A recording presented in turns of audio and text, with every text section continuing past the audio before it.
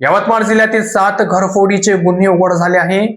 यवतमाळ शहरासह जिल्ह्यातील 7 घरफोडीचे गुन्हे उघडकीस आणत स्थानिक गुन्हे शाखेने 2,25,960 रुपयाचा मुद्देमाल हस्तगत केला आहे. या प्रकरणात 2 आरोपी आणि 1 विधी संघर्षग्रस्त बालकाला ताब्यात घेण्यात आले. पोलीस अधीक्षक श्री कुमार चिंता यांच्या निर्देशनानुसार पोलीस निरीक्षक श्री सतीश चावरे यांच्या नेतृत्वाखाली स्थानिक गुन्हे शाखेच्या पथकाने 16 मे रोजी कारवाई केली.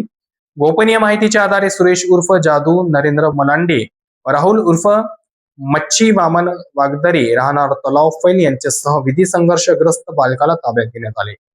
चौकशीत आरोपींनी यवतमाळ शहर अवधूतवाडी आणि यवतमाळ ग्रामीण बाबळगाव व नेर पोलीस ठाण्यात दाखल 7 घरफोड्यांच्या गुन्ह्यांची कबुली दिली. आरोपींकडून सोने चांदीचे दागिने व रोख रक्कम असा मुद्देमाल जप्त करण्यात आला.